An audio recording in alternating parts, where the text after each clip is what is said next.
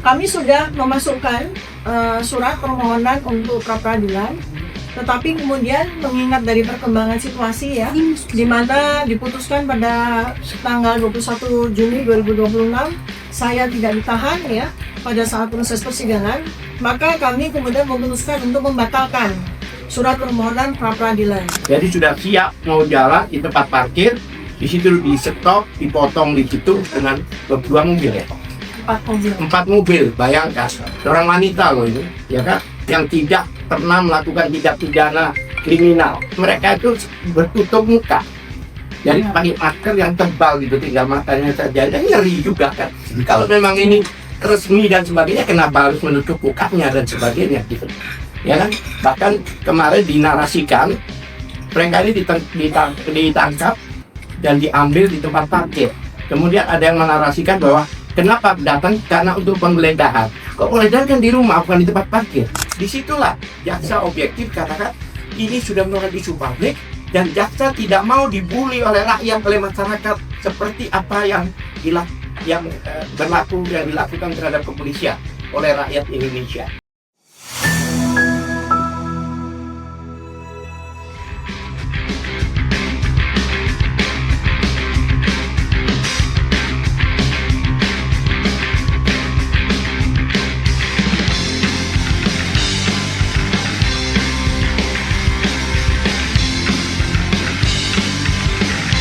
Bismillahirrahmanirrahim. Assalamualaikum warahmatullahi wabarakatuh. Waalaikumsalam warahmatullahi wabarakatuh.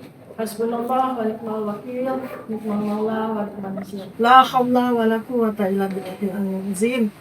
Alhamdulillah, saudara-saudara sebangsa dan setanah air, terima kasih banyak pertama-tama saya ucapkan atas doanya, atas dukungannya yang tak henti selama 420 hari lebih, di mana saya bersama dengan Pak Roy Suryo dan 3 orang aktivis lainnya sampai dengan hari ini masih terus secara patut mengikuti apa yang sudah menjadi peristiwa hukum yang kita tahu sekali berkaitan dengan dugaan ijazah palsu Presiden ke-7 Republik Indonesia Joko Widodo.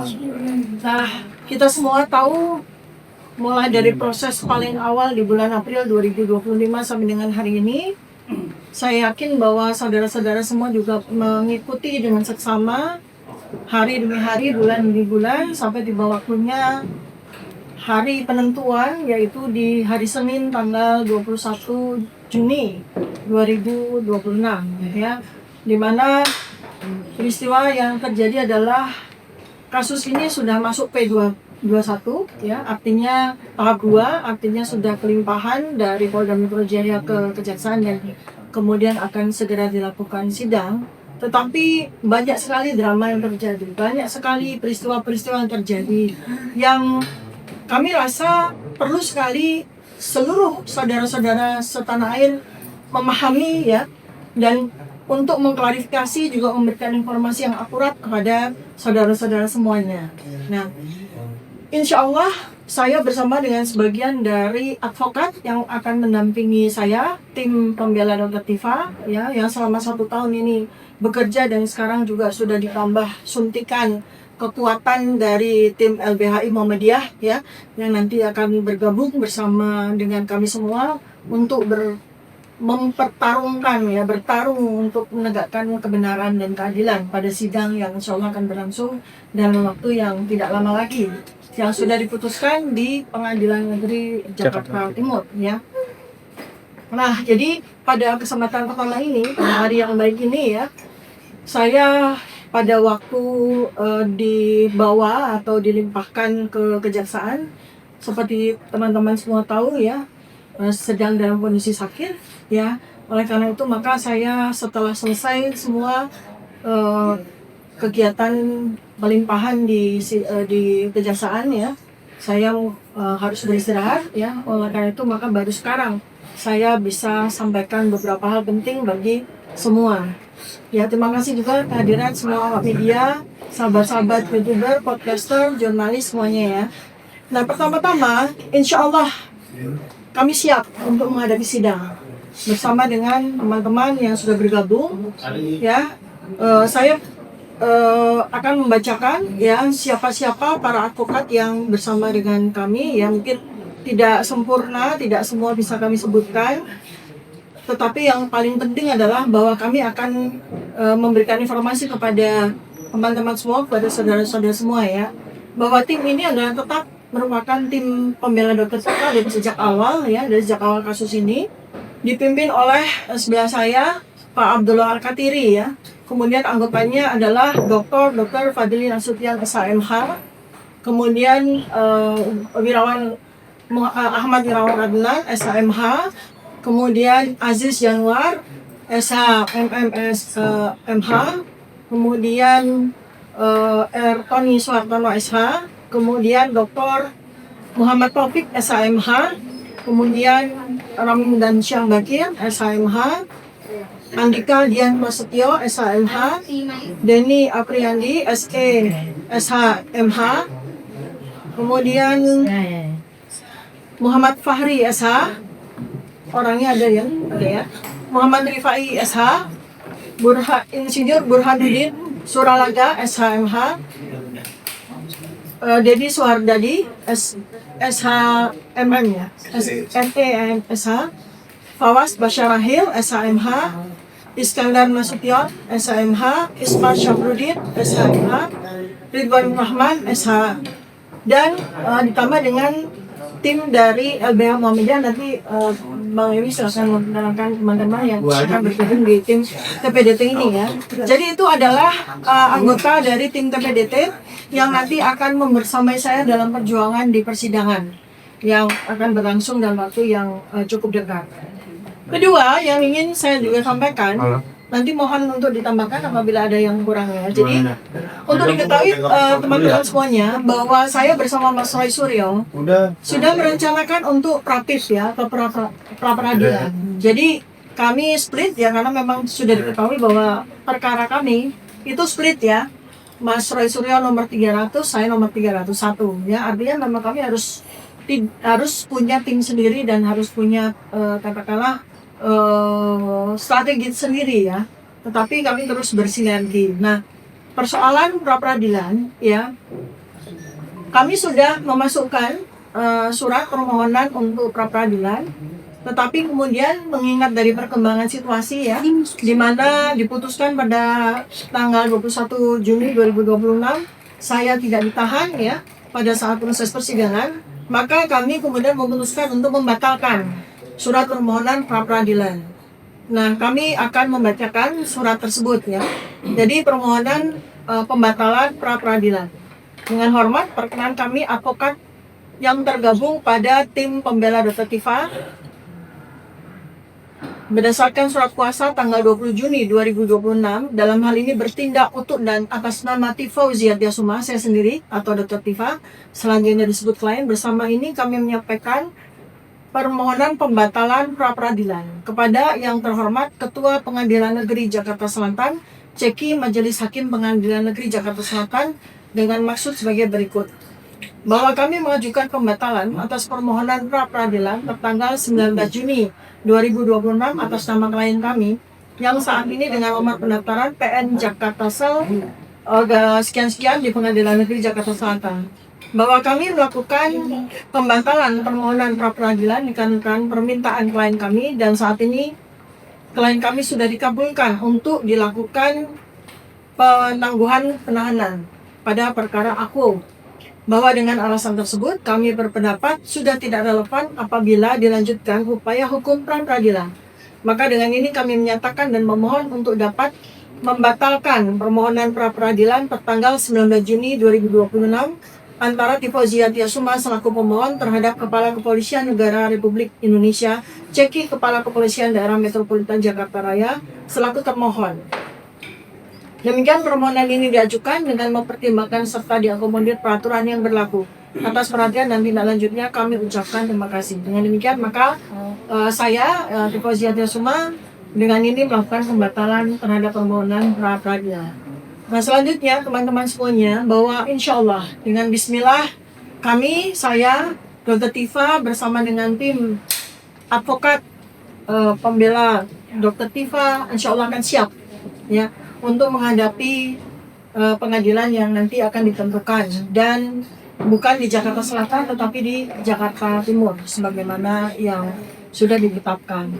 Nah, sedikit kami sampaikan, nanti mungkin Pak Abdul Al-Katiri dan teman-teman advokat bisa menambahkan bahwa pada hari Senin sudah terjadi peristiwa pelimpahan berkas, ya, peristiwa pelimpahan P21 ya tahap 2, di mana saya bersama Mas Roy Suryo bersama dengan barang bukti dan semua dokumen yang terkait dengan peristiwa ini sudah dilimpahkan oleh Polda Metro Jaya ke Kejaksaan Negeri Jakarta Selatan.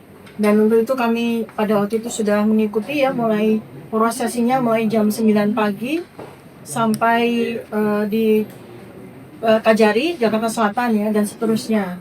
Sampai kemudian sekitar pukul 16 dinyatakan bahwa kami tidak perlu untuk dilakukan penahanan. Jadi selama proses sidang yang berlangsung entah sampai kapan, ya, kami tidak dalam posisi ditahan. Alhamdulillah wa syukurillah. Nah, itu yang bisa kami sampaikan kepada teman-teman semuanya. Mungkin ada yang mau disampaikan Pak Abdullah Katiri atau teman-teman yang lain, silakan.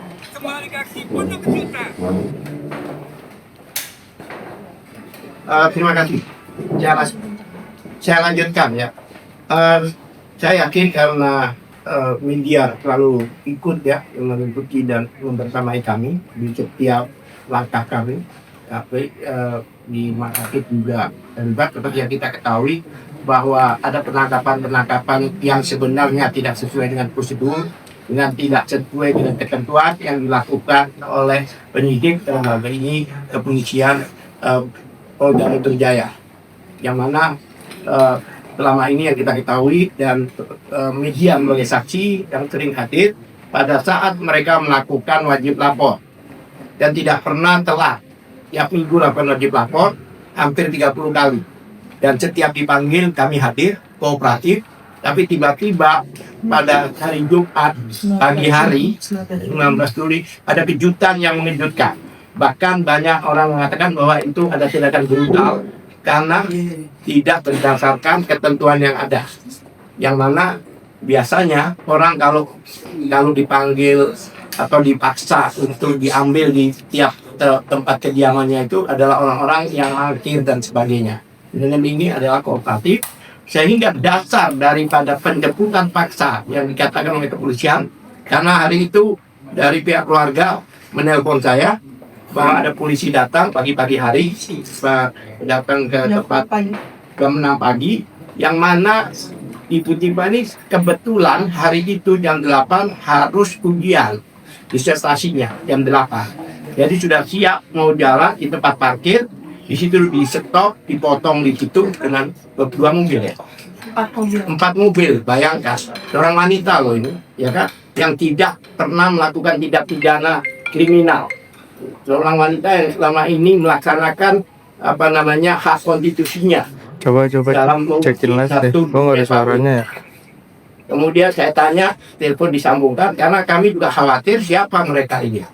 Karena tidak berbaju polisi, ya, berbaju preman. Jika pada waktu itu saya sendiri, saya minta berhubungan telepon dengan salah satu orang yang menangkap itu. Saya ingin memastikan, karena zaman sekarang ini kan nggak jelas apa benar, gitu. Nah, kebetulan saya disambungkan dengan salah seorang penyidik yang mana suaranya saya kenal, karena saya memang kenal, ya kan. Saya disambungkan dan mereka itu bertutup muka. Jadi pakai masker yang tebal gitu, tinggal matanya saja. Dan ngeri juga kan. Kalau memang ini resmi dan sebagainya, kenapa harus menutup mukanya dan sebagainya gitu. Ya kan? Bahkan kemarin dinarasikan mereka ini ditangkap dan diambil di tempat parkir. Kemudian ada yang menarasikan bahwa kenapa datang karena untuk penggeledahan. Kok penggeledahan kan di rumah, bukan di tempat parkir. Dan seharusnya kalau memang itu penggeledahan kan diajak paling untuk ke tempat kerja, ini tidak. Kemudian kami tanya, apa-apaan nih? Kenapa kok pagi-pagi disatroni lah istilahnya? Siapanya? Sudah atasan, perintah atasan. Untuk apa? Untuk penjemputan paksa. Kami lakukan upaya paksa. Kami kaget banget. Upaya paksa itu biasanya dilakukan jika orangnya manggil. dipanggil 3 kali dengan layak, itu 3 hari seharusnya. Memang jika tidak hadir, baru ada apa yang dikatakan penjemputan paksa. Ya kan? Dan penjemputan paksa itu biasanya karena hal-hal yang sifatnya satu, takut melarikan diri. Dua, menghilangkan barang bukti. Bukti apa lagi? Udah ratusan bukti yang mereka punya, 130 saksi. Ya kan? Bukti apa? 709 itu surat lah. Ya. Tapi di yang lain-lainnya itu 17 item. Itu baru satu surat. 709 bukti. Itu kalau kita hubungkan dengan alat bukti, walaupun 1 juta barang bukti itu baru satu alat bukti. Iya kan? Itu dikatakan, kenapa demikian? Karena penangkapan ini dilakukan untuk mempersiapkan pelimpahan tahap 2. Nggak ada aturannya di KUHP. Biasanya penangkapan itu dilakukan untuk kejahatan-kejahatan yang extraordinary crime. Kejahatan teroris, kejahatan apalagi itu korupsi, bolehlah, narkoba, penjualan manusia dan sebagainya, itu boleh. Ini pasal yang dikenakan adalah pasal yang di bawah 5 tahun, pencemaran nama baik, tapi seolah ada satu peristiwa besar yang harus dilakukan. Hal itu tidak ada aturan menyatakan hanya untuk persiapan penyerahan P21 tahap 2. Menyerahkan gini aja. Padahal kalau kita ditelepon, kita datang. Satu. Itu dalam 3 hari itu ada drama yang benar-benar drama tragis menurut saya. Drama yang luar biasa. Nah, pada waktu ditangkap, dibawa ke sana, diperiksa oleh kedokteran seharusnya. Biasanya dokternya hadir di situ. Tapi orang ini malah dibawa ke ke polisi, ya kan? Dibawa ke polisi dan pada hari Minggunya, yang mana hari Senin paginya itu rencananya jadwal jam 8 udah dicerahkan, itu jam 11 malam datang segerombolan orang dari kepolisian untuk mengambil. Padahal kurang berapa jam yang harusnya langsung dilimpahkan ke kejaksaan. Jadi dipaksa diambil dalam posisi masih diinfus, lemah, diambil. Karena pada waktu itu kami juga tahu undang-undang, tahu hukum, bahwa itu bertentangan dengan undang-undang kesehatan maupun peraturan menteri dan sebagainya. Tidak boleh ada memulangkan pasien di malam hari. Apalagi dalam keadaan yang belum dikatakan oleh dokter yang menangani itu boleh dipulangkan. Kami bertahan itu. Sehingga mereka sudah melebihi jam 12, yang mana sudah di luar surat tugasnya. Kan tugasnya kemarinnya. Maka mereka balik. Pagi-pagi mereka datang, 6:30 kalau nggak salah, jam 6, maka diambil, dibawa ke Polda Metro. Nah, kami ikuti sampai di sana. Kemudian dari Polda Metro, mereka diminta untuk pakai baju oranye. Bayangkan, ini adalah orang melakukan hak konstitusionalnya.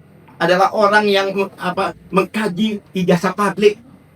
Baju oranye bahkan di Borgol. Bayangkan. Kemudian dibawa ke kejaksaan. Alhamdulillah, jaksa objektif. Dan jaksa nampaknya tidak mau dijadikan paper untuk melanjutkan penahanannya. Tapi sampai di sana, dievaluasi sama jaksa. Dan seperti alasan jaksa waktu dia podcast kan, kenapa mereka ini ditangguhkan penahanannya, itu dengan alasan satu, ini sudah merupakan isu publik. Kan sidang ini bakal bertahun-tahun loh. Anda tahu nggak? 1,5 meter itu BAP. Pada waktu mau dilihat itu digotong 4 orang. Seperti bawa jenazah gitu. Itu maksudnya mereka segitu panjang loh. Digotong. Butuh waktu bertahun-tahun. Iya. Saya juga heran apa ini yang bilang buktikan satu surat dengan bukti setinggi itu. Saya ukur dengan tubuh saya waktu itu, saya kalah tinggi gitu. Nah, disitulah jaksa objektif katakan ini sudah merupakan isu publik dan jaksa tidak mau dibully oleh rakyat, oleh masyarakat seperti apa yang dilakukan terhadap kepolisian oleh rakyat Indonesia. Nah, itu salah satu alasannya. Kedua, dengan dukungan segini pasti akan melewati masa tahanan. Nanti bakal dibebaskan juga gitu. Maka dengan diminta kami sebagai penjamin, lawyer-lawyer ini dan keluarganya, kami buatlah jaminan itu. Kami buat jaminan itu mengatakan tidak akan lari dari tidak akan lari, ngapain lari? Wong kami nggak ada salah kok. Nah, kemarin digaungkan juga oleh grupnya lingkarannya Jokowi itu, jaksa mengajak restoratif justice. Saya akan tanyakan, bagaimana sih dia baca kuhab baru? Apalagi untuk delik aduan seperti ini, aturannya memang harus didamaikan, baik itu penyidikan, ya kan, bahkan penuntut, bahkan di persidangan pun hakim berhak menanyakan Anda mau damai apa tidak. Kok mau dilakukan jaksa melakukan itu memang masuk di dalam SOP mereka dan harus ditanyakan. Ya barangkali mereka mau damai selesai kan? Dengan pertanyaan apakah saudara mau restoratif justice? Ya. Tertifa dengan tegas mengatakan tidak. Itu. Tapi dimasalkan seolah-olah jaksa jadi jadi broker juga seperti mereka. Berarti itu adalah protap mereka. Saya pikir karena ada beberapa orang yang ingin berbicara sampai di sini, ya mungkin kalau ada pertanyaan nanti insya Allah kami jawab. Terima kasih. Baik, sebelum kepada advokat yang lain, saya perlu sampaikan ya, teman-teman semuanya ya, bahwa nanti setelah konferensi ini saya akan menyampaikan lebih lengkap lagi ya, kronologi dari mulai pukul 6 pagi di hari Jumat tanggal 19 Juni 2026 sampai hari Senin tanggal 21 Juni 2026 di kejaksaannya. Di situ banyak sekali cerita, banyak sekali fakta kejadian yang saya alami sendiri bersama dengan saksi saya, baik dari para advokat juga, yang sangat perlu untuk saya sampaikan dengan sejelas-jelasnya kepada masyarakat luas untuk mengcounter segala macam isu ya, disinformasi yang beredar selama ini ya, selama kejadian dari hari Jumat sampai dengan hari Senin. Tapi nanti setelah konferensi ya, silakan para media kalau memang berkenan untuk mendengarkan cerita saya lengkap ya. Baik, mungkin selanjutnya bisa ditambahkan lagi oleh para teman-teman advokat yang lain apabila ada yang disampaikan. Ya. Assalamualaikum warahmatullahi wabarakatuh. Mungkin saya hanya menambahkan dan sedikit menanggapi mungkin bahwa adanya komplain ataukah kompres yang dilakukan oleh beberapa pihak yang sampai teriak-teriak bengok-bengok karena orang. Nah, itu perlu kita luruskan, harus dijawab dengan detail apa-apa yang dia teriakan itu adalah tidak sesuai dengan mekanisme atau tidak sesuai dengan aturan hukum yang berlaku. Perlu kita sampaikan juga bahwa mereka yang berteriak itu adalah orang-orang yang salah satunya adalah sebagai pelapor. Tetapi dalam kasus ini ternyata oleh pihak kejaksaan di Jakarta Selatan itu sudah ditolak. Ya, jadi yang proses hukum untuk kita hadapi nanti ini pelapornya adalah hanya Pak Jokowi. Kalau untuk 3 orang itu atau 4 orang itu sudah dibatalkan karena tidak memiliki legal standing untuk melakukan laporan polisi. Jadi adapun dramanya selama ini teriak kemana-mana itu sebenarnya adalah di luar mekanisme dan tidak sesuai dengan etika yang ada. Karena apa? Karena mereka adalah bukan pihak dalam persoalan ini. Terus kedua, masalah teriakan-teriakannya meneriakkan ke Pak Presiden, meneriakkan kepada Jaksa Agung, kepada Bang Dasko dan lain-lainnya. Itu dulu juga mereka berteriak akan membakar, mengancam kejaksaan kalau tidak dilakukan penahanan. Nah, ini yang harusnya pihak kepolisian atau para keamanan itu mengambil langkah-langkah hukum kepada orang-orang yang memprovokasi gitu loh, hal seperti ini. Mereka yang tidak paham hukum sebenarnya, ya, terutama adanya tuduhan-tuduhan. Selama ini mereka memang kan paling doyan untuk menuduh kita. Ada di belakang orang besar lah. Sekarang menuduh lagi Pak, secara tidak langsung menuduh Presiden Prabowo ya, yang melakukan intervensi. Karena apa? Katanya Pak Jaksa Agung itu bawahannya, atasannya Pak Jaksa Agung siapa? Presiden. Nah, ini hal-hal yang seperti ini yang harus dilakukan. Atasannya polisi. Atasannya polisi itu siapa? Menyalahkan polisi juga. Padahal apa yang dilakukan oleh kejaksaan itu betul-betul sesuai dengan aturan hukum yang ada. Andaikan mereka mau melakukan andaikan mau melakukan atau melanjutkan apa yang dilakukan oleh pihak Polda Metro, malah itu kan menyalahi aturan ataukah minimal equality before the law. Kita lihat ada beberapa kasus yang sama persis. Masalah Sylvester Matitina, saya harus juga gambarkan. Dia adalah pada saat itu siapa yang dia korban yang dia hina. Kan pada saat itu wakil presiden Republik Indonesia dan masih menjabat pada saat itu Bapak Yusuf Kalla.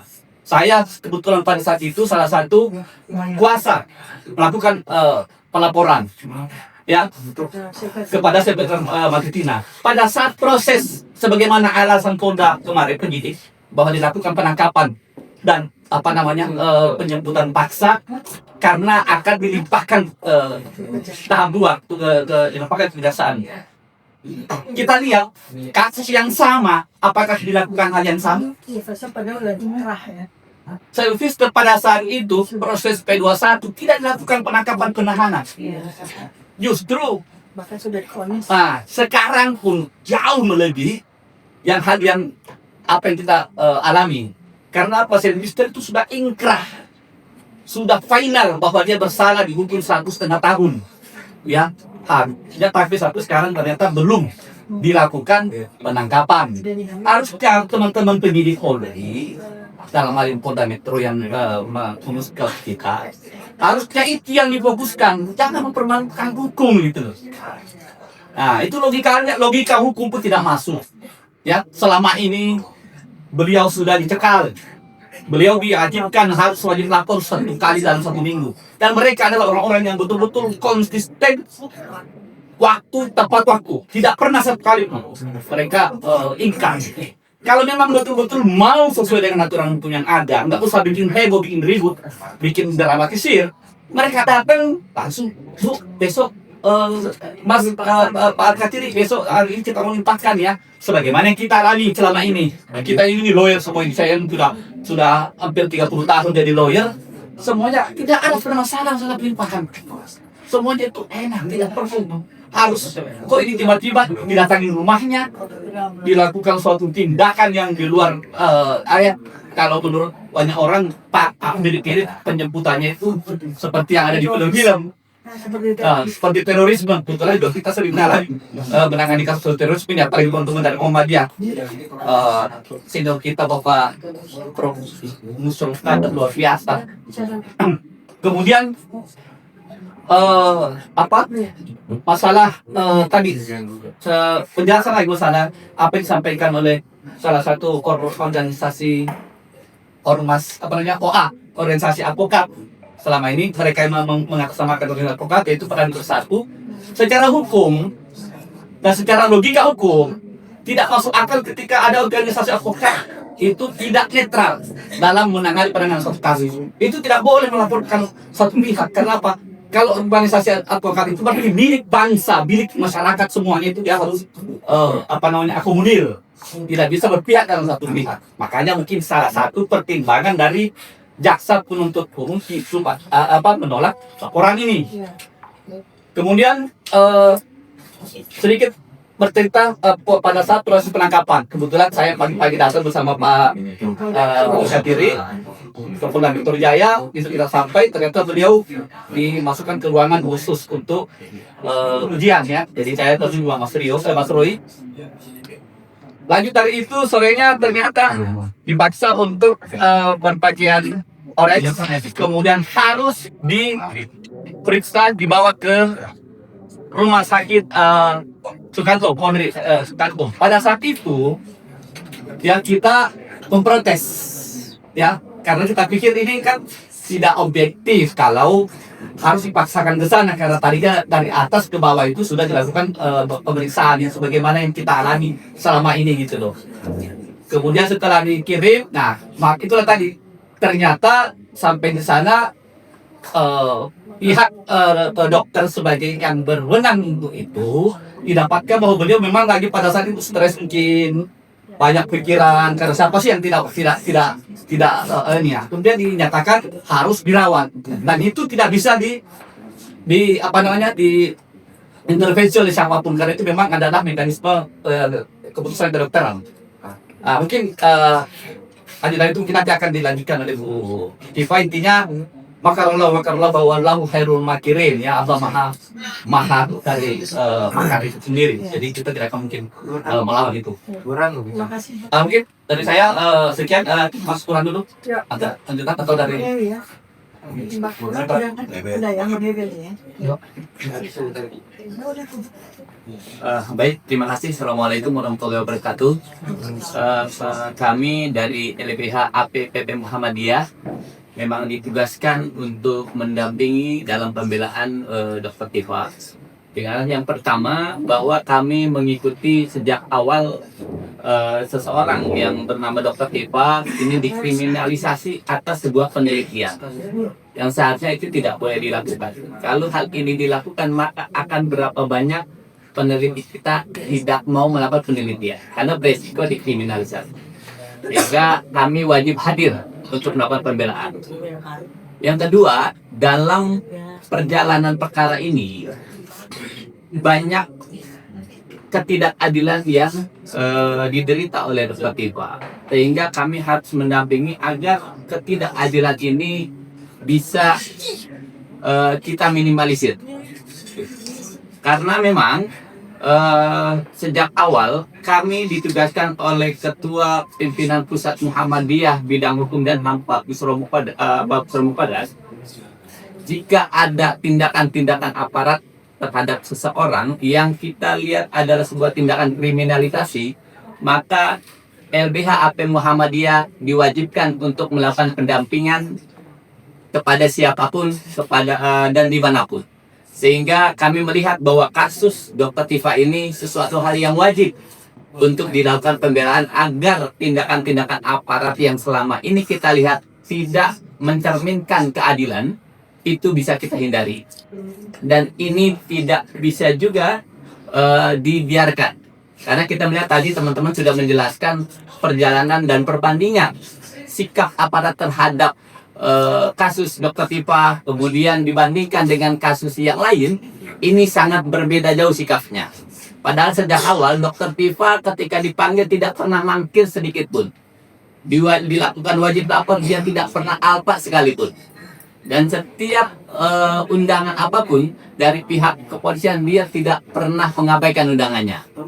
Sehingga ketika dilakukan penangkapan secara dadakan dan seolah-olah ini seperti tindakan teroris, ini salah satu bentuk intimidasi dan kriminalisasi yang tidak bisa kita biarkan. Kemudian kita berharap dengan akan diselenggarakannya sidang, kita berharap bahwa ketidakbenaran atau kebohongan yang selama ini ditutupi ini dia terungkap. Tapi yang jadi pertanyaan kami selama ini, apakah ada keberanian dari Bapak Jokowi untuk hadir dalam persidangan yang akan digelar nanti? Kami berharap dia menunjukkan jiwa kenegaraannya untuk hadir dalam persidangan dan membuktikan jika memang dirinya yang selama ini dia anggap kebenaran, dia ungkap dalam persidangan sehingga terbukti siapa yang salah dan siapa yang benar. Mungkin itu saja yang dapat saya sampaikan. Ya, terima kasih Bang Ewi. Saya juga akan sampaikan ya, ini beberapa hal penting terakhir ya untuk konferensi ini. Ya, yang pertama adalah saya perlu mengklarifikasi soal perawatan saya dan Pak Roy Surya ya di Rumah Sakit Kramat Jati. Karena ini banyak juga isu-isu yang tidak bertanggung jawab yang beredar ya. Jadi terlepas dari apapun keputusan dari Polda Metro Jaya untuk membawa kami ya sekitar pukul 15.30 di hari Jumat 19 Juni 2026, setelah kami kemudian sudah dipindahkan ke Tahti ya, tahanan titipan. Jadi posisinya sudah masuk jadi tahanan, saya sudah masuk sel, sudah pakai baju orange ya, dan kemudian kami diminta untuk ikut ya untuk dibawa ke Rumah Sakit Kramat Jati. Nah, pada saat itu untuk diketahui ya teman-teman semua bahwa saya sedang menghadapi ujian disertasi saya. Ketika dijemput paksa itu, saya sedang menuju ke sebuah tempat di mana saya sudah mempersiapkan diri untuk ujian. Dan pada waktu itu juga saya dalam kondisi belum makan, belum sarapan. Sampai kemudian siang hari ketika masih di unit Kamnek ya, itu saya juga tidak ada makan siang di sana. Lalu kemudian ketika dipindahkan ke tahanan juga tidak ada makan juga ya. Maka saya sebagai orang yang menderita GERD ya pasti kambuh ya. Karena hormon yang namanya kortisol itu sudah naik dari pagi begitu ya. Kemudian pada siang hari ketika pihak Kamnek itu memindahkan saya ke unit tahanan titipan ke Tahti, itu ada pemeriksa dokter ya. Nah dokter itu khawatir dengan saya karena tensi saya waktu itu melonjak sampai 165/100 dengan denyut jantung sampai 100 ya. Ya pastilah ya, karena saya dalam kondisi sedang menghadapi ujian, dan ujian saya itu dari jam 8 pagi sampai jam 12 siang dikelilingi oleh polisi. Jadi saya ujian menghadapi 13 penguji, di sekeliling saya itu polisi, bisa dibayangkan ya. Alhamdulillah sidang ujian bisa saya langsungkan dengan baik. Dan jam 12 dari jam 8 sampai jam setengah 12, bayangkan dalam kondisi tidak makan. Lalu siang pun juga tidak ada makan, lalu kemudian saya dipindahkan. Tidak heran bila tensi saya itu naik secara mendadak. Dan tambah lagi GERD saya sudah mulai muncul ya pada waktu itu.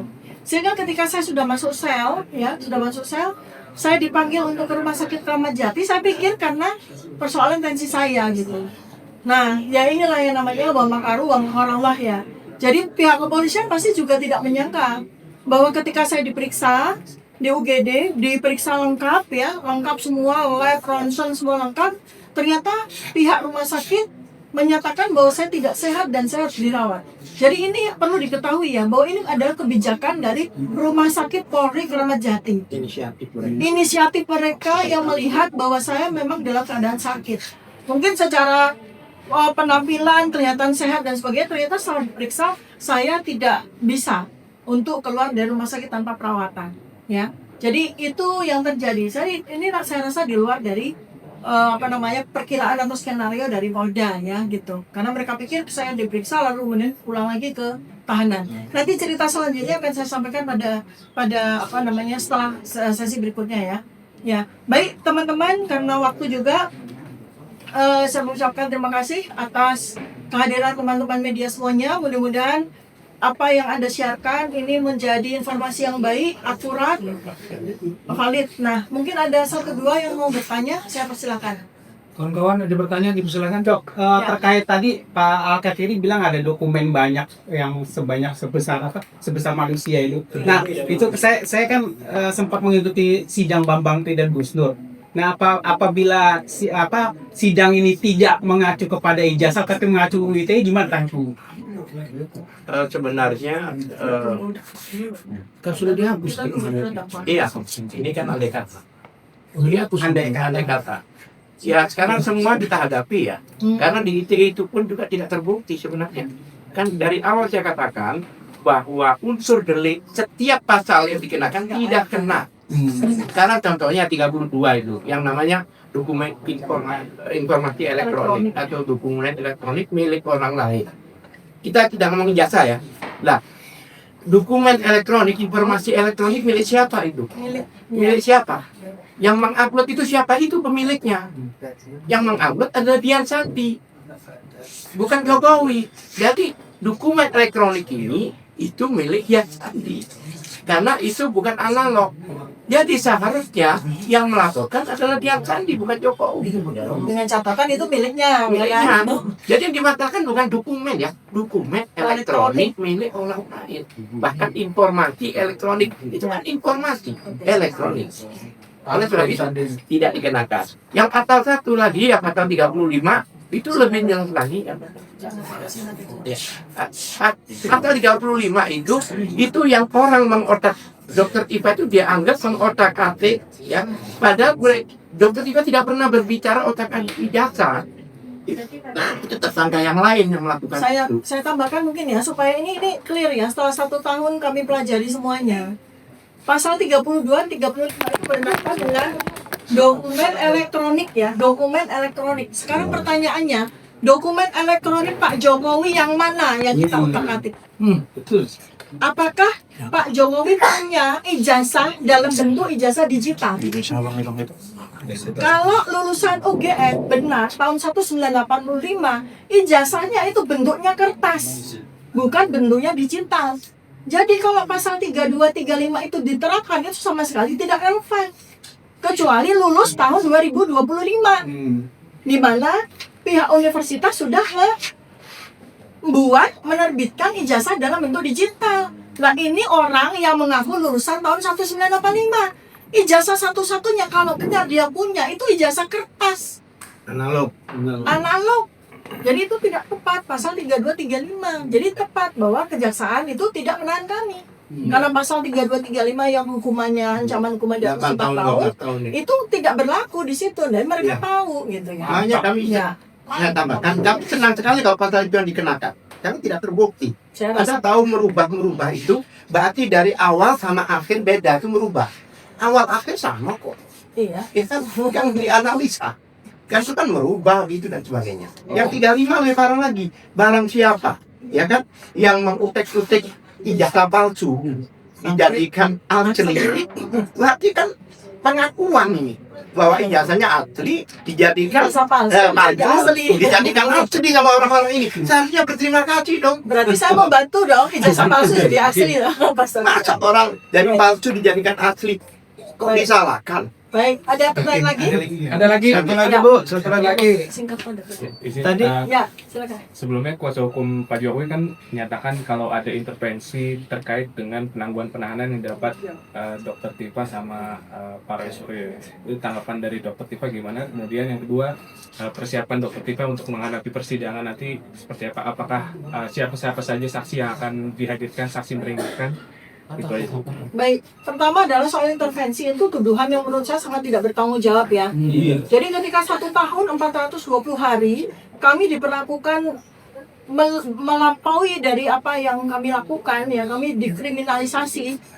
Bahkan kami mendapatkan perlakuan-perlakuan yang tidak sewajarnya, termasuk yang terakhir kami ditangkap paksa begitu ya, dijemput paksa seperti itu. Mereka tidak mengatakan ada intervensi dari siapapun. Tapi giliran ketika kejaksaan melakukan apa yang sebagaimana undang-undang, ya mereka menuduh orang-orang melakukan atau pejabat-pejabat melakukan intervensi.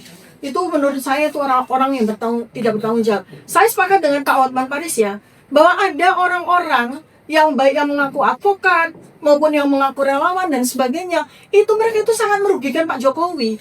Mereka bukan advokatnya Pak Jokowi. Mereka juga mengaku-ngaku relawan. Pak Jokowi sendiri juga nggak pernah mengatakan mereka itu relawannya. Mereka advokat dari mana tidak jelas. Kualitasnya juga jauh ya dari ayah. Tapi mereka diberikan kesempatan, mereka bicara seperti itu, diberi panggung seperti itu. Itu sama sekali merugikan bukan hanya Pak Jokowi tapi juga bangsa dan negara ini. Jadi saya mohon sekarang ini juga saya sampaikan, yang saya hormati Pak Jokowi, hentikanlah orang-orang itu. Karena mereka memberikan pendidikan yang tidak baik untuk negara ini. Apalagi ketika mereka sekarang ini mengancam melakukan pembakaran terhadap kantor kejaksaan. Bukankah itu sudah layak untuk ditangkap? Mengapa mereka dibiarkan begitu saja melakukan intimidasi dan melakukan teror secara verbal kepada negara ini, kepada institusi resmi, baik itu institusi negara, ya begitu ya Pak. Lalu sanksi-sanksi kami sudah siapkan, sebagaimana juga yang sudah kami undang di waktu kami dilakukan pemeriksaan sebagai tersangka ya. Jadi itulah nanti yang akan membantu kami untuk memberikan penjelasan. Ya, baik, mungkin pertanyaan terakhir aja. Tadi kan mungkin penangguhan penahanan ini sampai nanti dilakukan gitu. Lalu kuasa hukumnya Pak Jokowi juga bilang bahwa nantinya Pak Jokowi akan menyerahkan ijazah asli. Mungkin tanggapan Dr. kita apakah seperti apa jika dihadapkan nantinya Pak Jokowi akan hadir di sidang? Iya. Ya. Soal penangguhan dulu Pak, nanti saya jawab tentang Pak Iya, Jokowi. penangguhan ini ya ditangguhkan selama kita kooperatif. Selama Tapi sidang. kita Yang memutuskan mungkin. Iya. selama sidang, ya kan, itu memang kita di luar. Karena Penangguhan. Bukan, saya lupa mungkin di dalam hal ini bukan penangguhan, tetapi memang kejaksaan tidak melakukan penahanan. tidak Selama Tidak penangguhan. bukan penangguhan. bukan penangguhan. Oh, ya. Tidak ditahan selama proses sidang. Memang jadi tidak ada penangguhan, tidak ada penahanan, tidak ada penahanan sama sekali. Lalu terkait dengan kehadiran Pak Joko Widodo, ya kemarin pihak kejaksaan itu spill sedikit sampel. Mereka katakan barang bukti. Ya, saya tidak akan sampaikan di sini. Ya, saya tidak akan, karena ini sangat penting. Tapi saya tidak akan di sini. Tapi fatal sekali. Begitu kami semua melihat sampel barang bukti itu, yang terpikir oleh saya kasihan sekali dengan negara ini. Saya kasihan sekali dengan negara ini. Apabila barang bukti itu nanti disampaikan di sidang, lalu kami bersama para advokat, bersama dengan ahli-ahli akan melakukan examination, pengujian kepada barang bukti itu. Saya bilang kasihan negara ini. Karena nanti BBC, Al Jazeera, kemudian CNBC, ya bukan hanya teman-teman media lokal, tapi juga media internasional akan melihat betapa buruknya tata laksana governance di negara ini, sehingga dokumen-dokumen seperti itu bisa meluluskan seseorang menjadi presiden. Ya, jadi itu kasihan negara. Kita Iya, sangat menguntungkan kita, teman-teman. yang ada. Ya, yang kedua, saya kasihan kepada Pak Jokowi. Saya kasihan sama beliau. Sulit sekali mempertahankan barang bukti itu. Ya, itu ya. Baik, terima kasih sekali atas kehadiran para media sekalian. Mudah-mudahan disiapkan kita insya Allah akan memberikan kebenaran yang terbaik bagi bangsa dan negara ini. Assalamualaikum warahmatullahi wabarakatuh.